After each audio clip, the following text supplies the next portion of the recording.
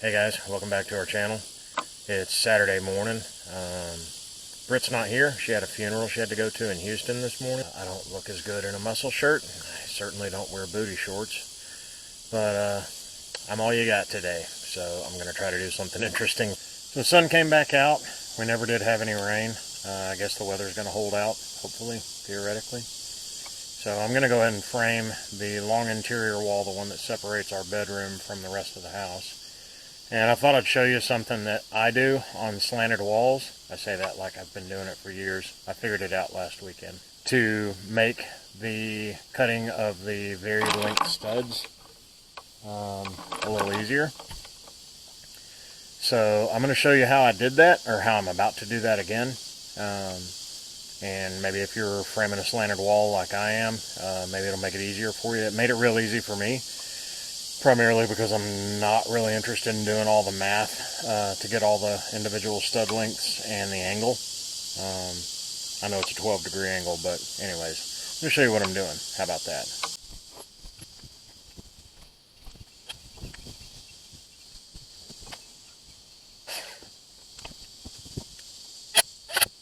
So what I'm going to do is go ahead and screw in studs that I know are at least long enough without being a whole size too long. And then we're going to pop a chalk line across the top of them. We know that one is the right length because this wall is 12 foot. We know that one is right because that wall is 92 and 5/8. So everything in between will be long enough to pass the line, and then we're going to pop a chalk line and then just cut that angle and length on every one of these studs, and we know it'll be right.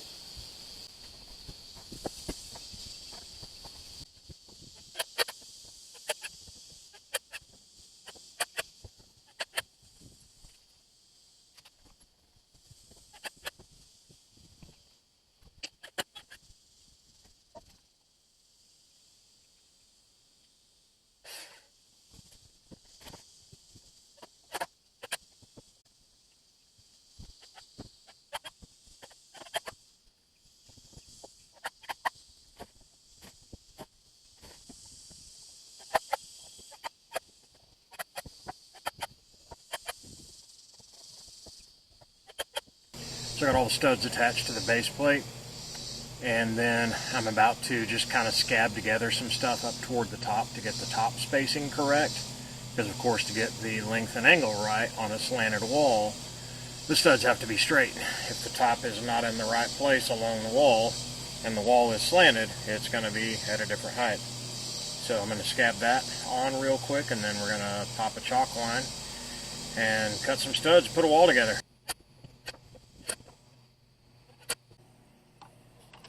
Another important thing to note when you do this, either take them down one at a time, cut them and put them back, or at least like shove them straight out. That's what I'm going to do because I'm having to get up and down off this foundation. So rather than make 100 trips grabbing studs one at a time, I'm just going to shove them straight down to the end of the building and grab them from the outside where the saw is. But you definitely don't want to get them mixed up.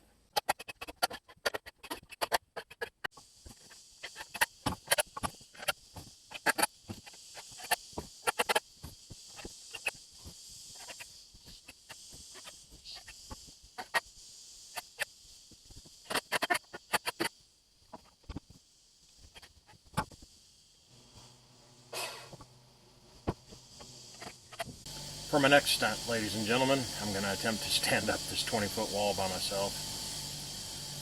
Will I stand it up in one shot like a boss? Will I knock it over and crush the very expensive camera that I'm using to film this video? Will I injure myself and be disabled forever and have to hire someone with money I don't have to finish my cabin? It's anybody's guess. You're going to find out as soon as I do. Here we go.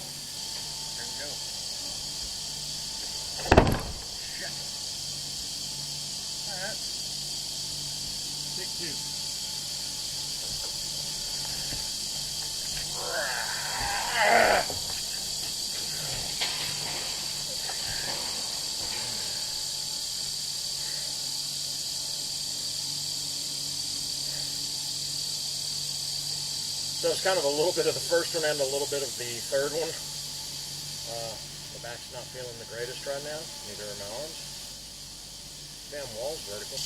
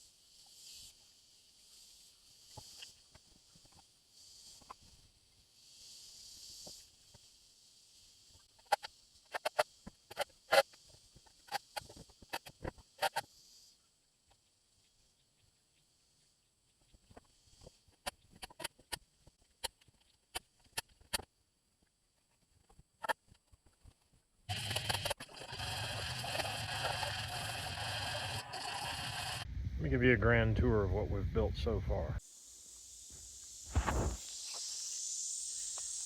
Front door, which isn't finished being framed, but this is the common area of the house. This is about 500 square feet, including the bathroom.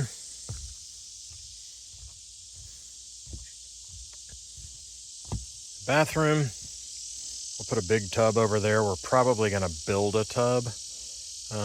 Hadn't decided for sure just yet.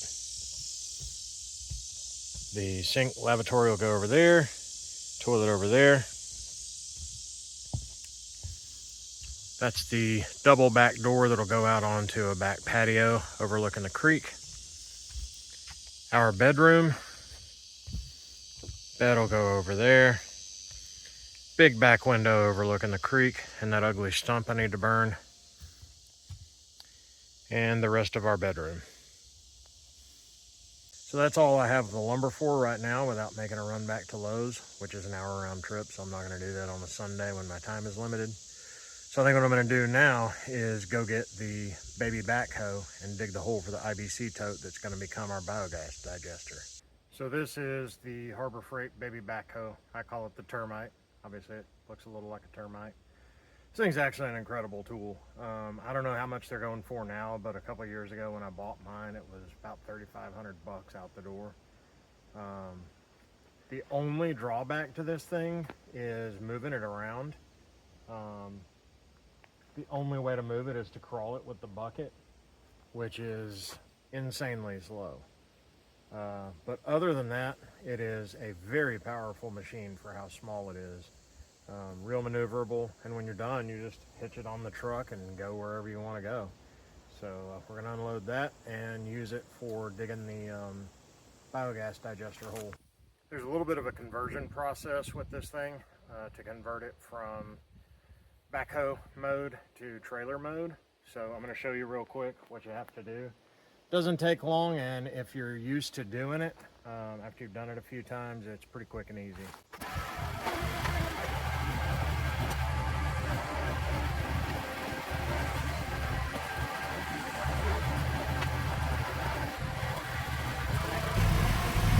So I cheated a little and used the tractor. I'm freaking tired, man. I've been slinging lumber all weekend.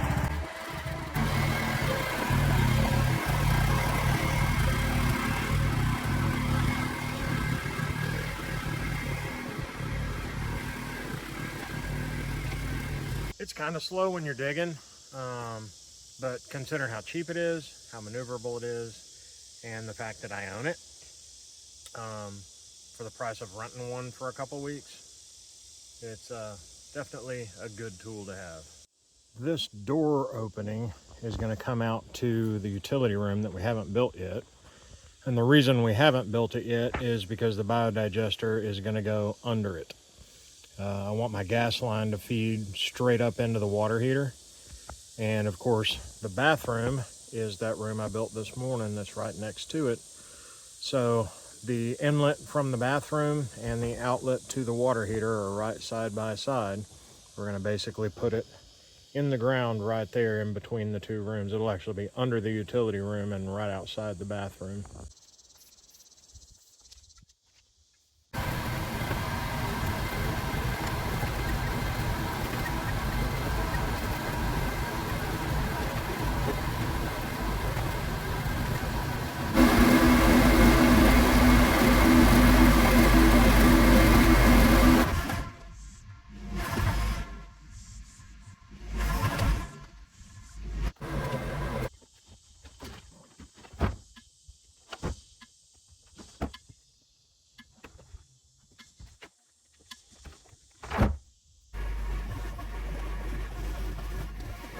And the last step of the process for today, at least, I'm filling it with water from the creek so that if we have another one of these torrential downpours that we've been having lately, it won't float out of the ground. Well, I'm pretty much done for today and for the weekend. I'm worn out of materials, and it's 5 o'clock on a Sunday afternoon, and I have to be up at 6:30 in the morning. So I'm gonna pack it in, get all the tools protected from the rain, and go back to the original cabin, pack up my stuff there, and head back to Waco. Don't forget to like and subscribe. Comment if there's anything in particular you want to see, stuff you see in these videos that you want more detail on or whatever. Or if there's just a video you'd like us to make, something you'd like to see explained, something you'd like to know how to build. I think I'm going to be doing the I-trusses this week, so look for a video for that, maybe in the middle of the week. Also, I may be doing kind of an off-grid philosophy video. A lot of the stuff you see us do out here, you're going, you know, a lot of people are commenting and saying, well, that's not the right way, or, you know, the haters are going to hate, and they say a lot of rude stuff about what we're doing and the way we're doing it. There is a philosophy to what I'm doing out here and the way I'm doing it. Part of being an off-gridder is being very resilient and working with what you have, building it instead of buying it, that sort of thing. So I may or may not make a video on that this week. I'm going to try to start pumping out more content for you guys. We've been real busy with other stuff. All right, guys. See you next week.